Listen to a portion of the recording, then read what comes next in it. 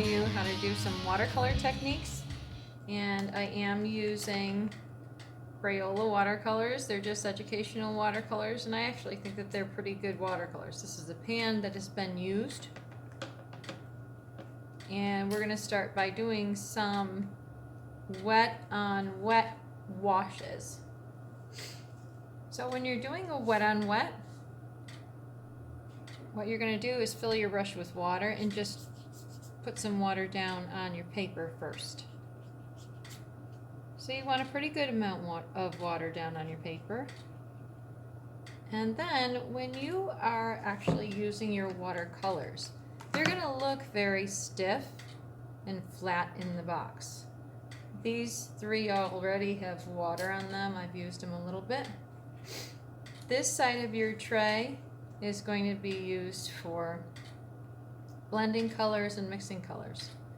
So when you want to start a color, sometimes I do add a little bit of water in there, but all you have to do is fill your brush with water and gently push your brush around in that pan.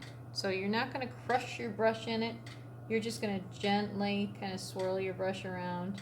And I usually have another piece of paper, which I'm going to use the bottom of this actually, to show what color I really have on my brush. So I always keep a scrap piece of paper next to me so that I can see what color is actually on my brush. When I start to blend and mix colors, see now that's been dry for a long time, I can blend, and then I want to see what color I actually have. So especially with a pan of watercolors like this, you're going to want to really make sure that you do blend and mix colors, or else everybody's painting is going to look the same. You're going to have the same blues on your painting, the same oranges, the same colors that you have in this pan are going to translate to your painting, and everybody's is going to look very similar as a result of that. So in order to get them different, start to blend and mix your colors together. You can make your own oranges, you can make your own greens. Think of your secondary colors and colors like brown or something that's a little bit darker version of it. Okay, so I'm going to take some of this purple color,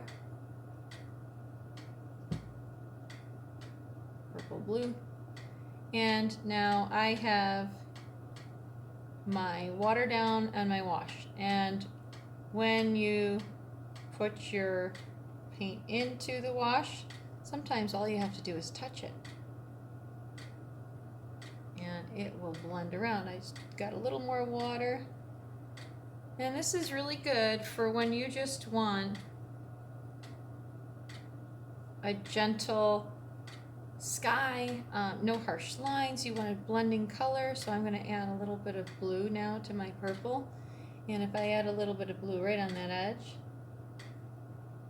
this will blend together.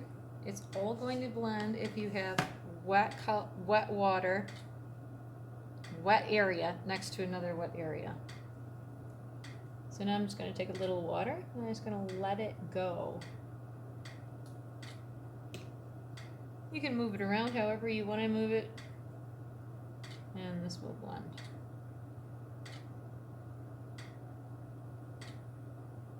Okay, so you can see I have a lot of water down there.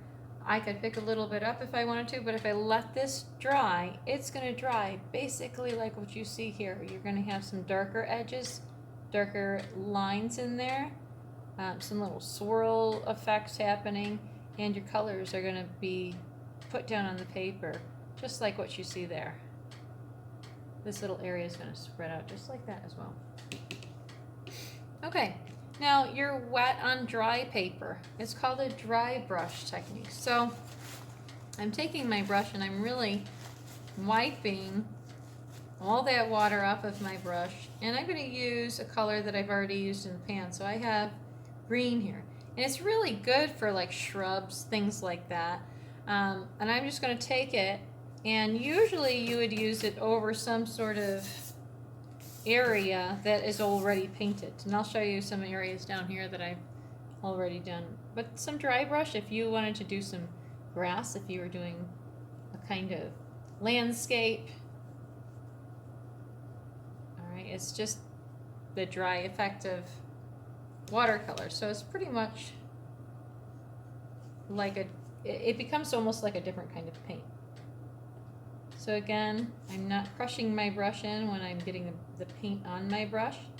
I'm just using this right out of the pan for my demonstration, but I could mix my browns, and that's definitely what I would do. I just want to see what color I have on there. Okay.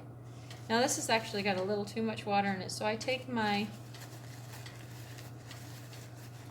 paper towel and I just put my brush, not where the paint really is, because the paint's at the tip, and I'm going to put my paper towel down in this area so that it sucks up some excess water from the bristles of the brush.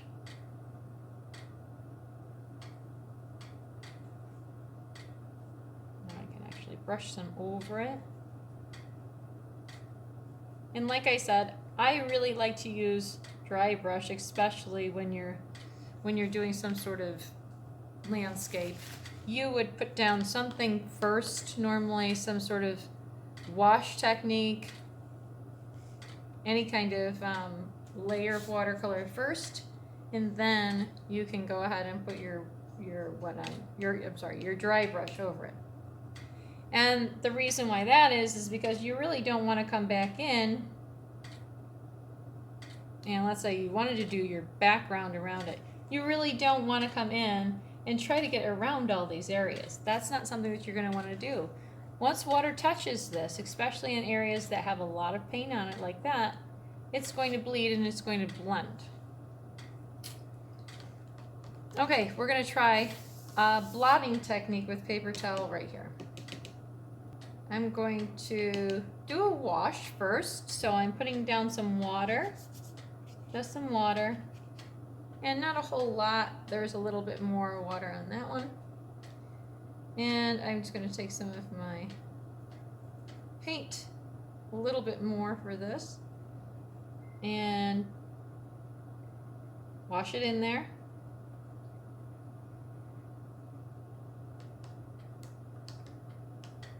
I'll take a little bit of this light orange color, just to give it a little something different. Okay. Now, if you want to soften up anything, if you want to just soften up an edge, for instance, take your paper towel, and however you crunch it, that's what's going to be left as a texture in your area that you're doing. So you can get those nice little textures in there. If you wanted to like actually pop out clouds from a sky, this is something that you could do. If you want just a little bit of softness on the edge,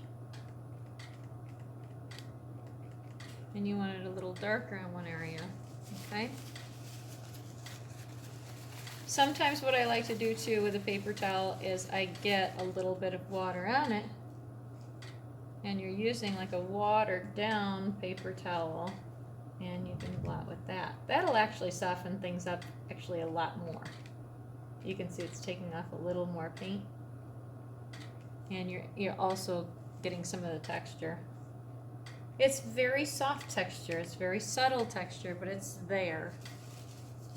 With watercolor, you really want to layer up colors to get a nice depth in your painting, or else they are going to appear very flat. So if you want depth in your painting, you're definitely going to want to layer watercolor. The next one is called the graded wash. I want to have a lot of paint on my brush, so this is why I'm kind of testing it off on the side first. You're starting on a dry surface, and we'll see if we can get this to go on this paper. This is not the best watercolor paper, but okay. So I'm going to get a nice edge, and I want a good amount of paint. So a nice edge down there.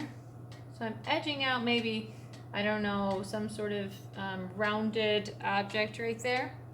Now I want it to come down softly, so it's graded. It's almost like you're getting a braided value. So I'm taking the edge with a lot of water on my brush and I'm bringing it down.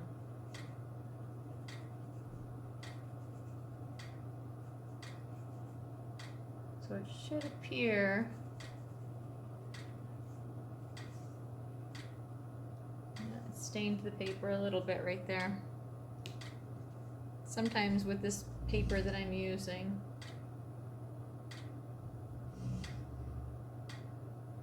it is not the best paper. So I like to use it for scrap to try these types of things, although it does not work as well. So we want to get this while it's still wet and you're dragging it down. Okay, so this is a really nice technique when you don't have paper that stains quickly, which this one is. And the more water you put on it, the lighter it's going to get, and you can keep dragging as far as you want to drag. So you still have your light, it'll be very light, but you still have pigment on your brush when you're dragging. So this is the graded wash. You're going from a dark to a light, possibly the opposite. All right, now with watercolor, I really feel like a lot of artists make their paintings come alive by reserving whites. And so if you go around and you're painting a background, you're painting the background of something, you're painting part of the object, you're going to want to think to skip. So you can do a wash, which I just did over there too, but you don't want to wash the entire area. You're going to skip, I don't know if the camera's picking this up, but you're going to skip little spots. The paint is only going to go in the areas where you have water. It's not going to travel to any of the areas where you don't have water.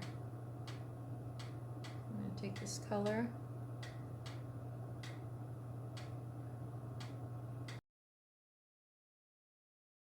Now I'm just reserving some white spots. And reason being for this, later on, once it dries, we're going to layer. So you can take a spot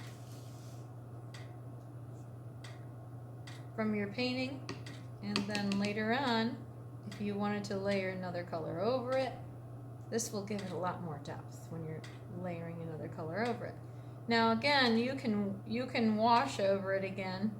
Again, you got to make sure you have a good quality paper to how much water it will take.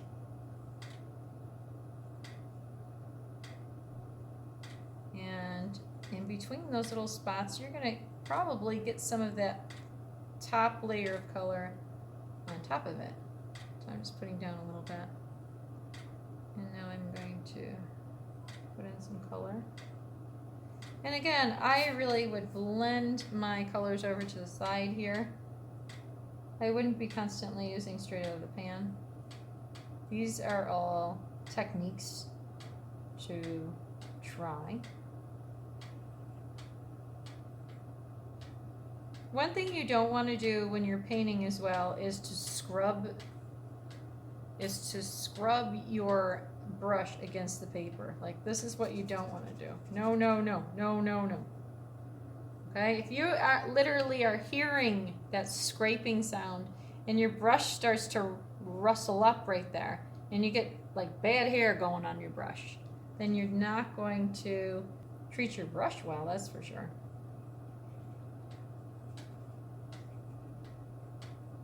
All right, now if I wanted to continue with some sort of different purple on top of that,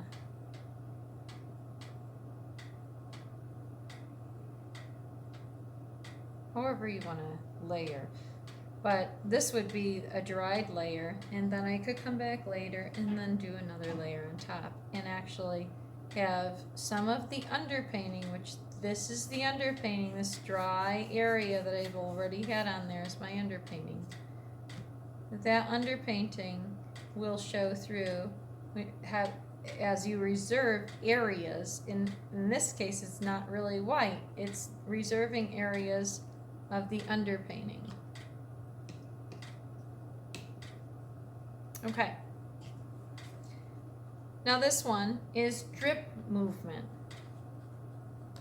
And I've really started to experiment in drip movement. Here's a couple of things these are just little quick things where I'm just taking it and I'm dripping the paint down. And you want the drips to be in areas that you are comfortable with the drip. So when you do the drip movement, just like when we did reserving whites and wash and all these things, you see that the paint is contained in any area that was wet. Okay, let's just say I want to come down and I want it to trail down the side here. Okay, I'm going to wet down those areas only. And you want to make sure you have these kind of little patchy areas, again, reserving whites. But what you're giving the paint, what you're actually encouraging the paint to do is to travel in these little tributaries that you're creating. That's what you're going to be doing. I've got some water that is just kind of piled up right at the end here. And then it will trail down in this area only because that's where my water is. All right, so let's just take some of this paint, and I'll have this knocked down into this area here. We'll use some blue. Okay. So I'm going to put my blue in there, and I do have a lot of water down, so it's actually starting to go just where I put that water already. Now I have a lot of water on this, so if I do lift it, if I do lift it, it's going to drip even more. And so you can sort of control this drip. Actually, I'm going to get some of this so this is not all dripping. I'm going to just blot a little bit.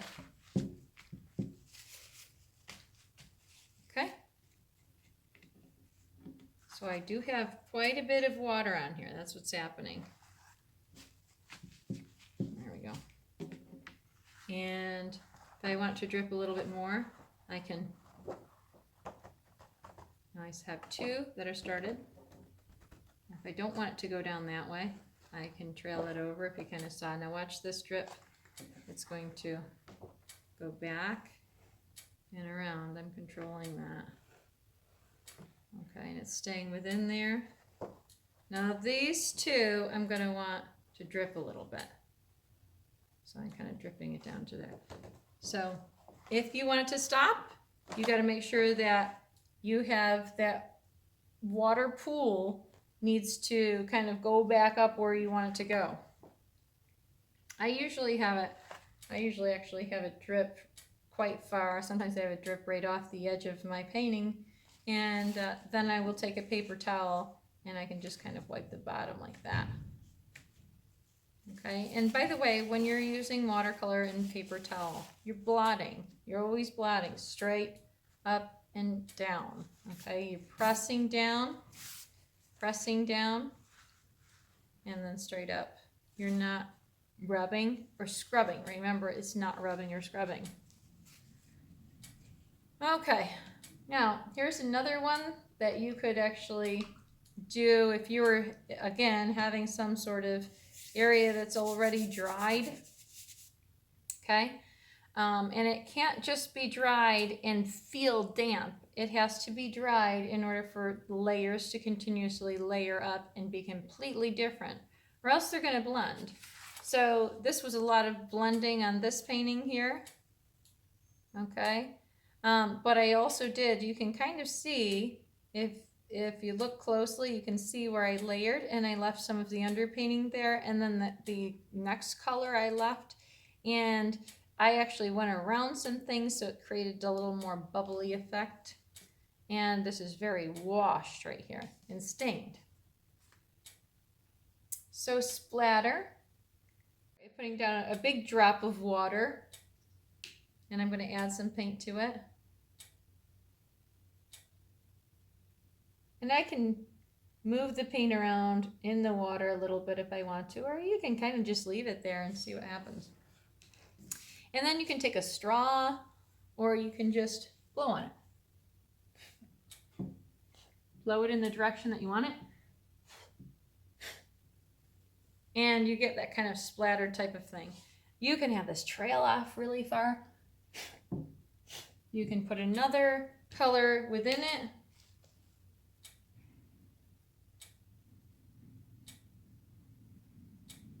Have that go?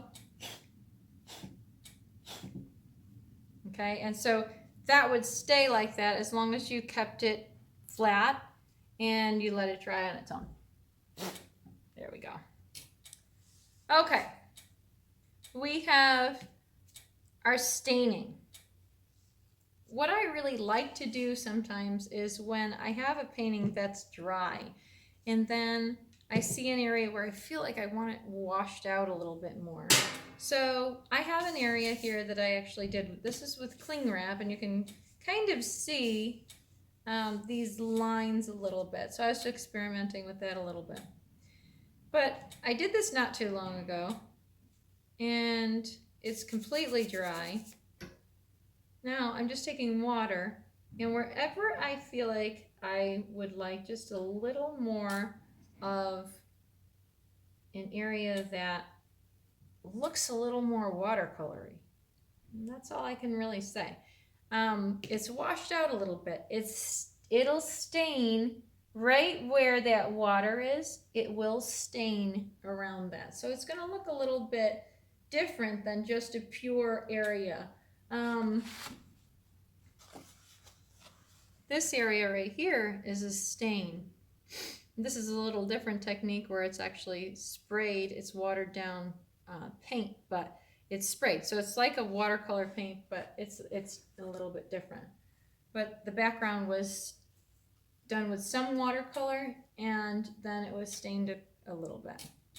So when this dries on here, you'll see actually where those areas of water were. And it's actually kind of a nice effect. It doesn't seem like it is, but it is. Yeah, and this graded wash kind of went right into, stained right into the paper. Okay. And by the way, when your water starts to look muddy, you need to change it. This starts to have pigment in it. This one right now does not, so this is okay. Sometimes I use really big bowls so I don't have to change it so much.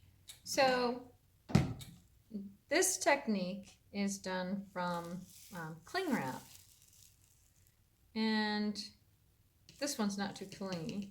The more clingy you get, the more lines you're going to get. So you're going to put down a little wash. Wash is really the main thing, and it just depends how much water you put down. I don't have any pools that are building up on this. It's just kind of a wet paper that I'm creating. So I don't really have a lot of pooling water. All right, and I'm going to put down some color in that.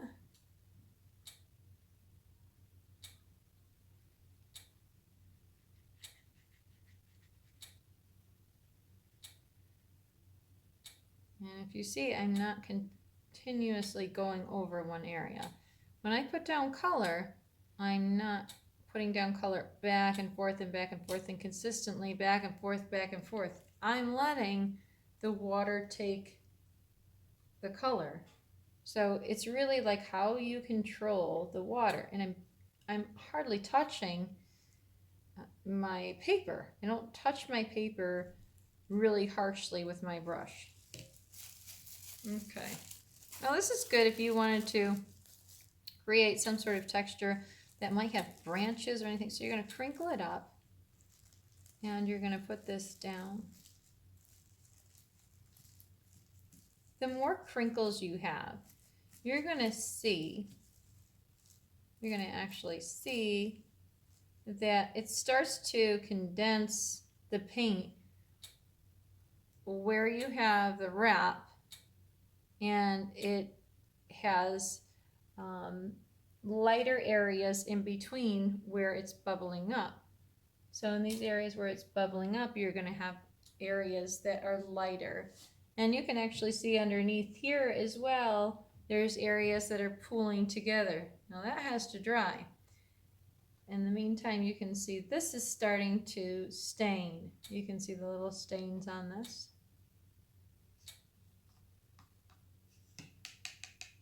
Now, another technique that's really neat to use is salt on wet.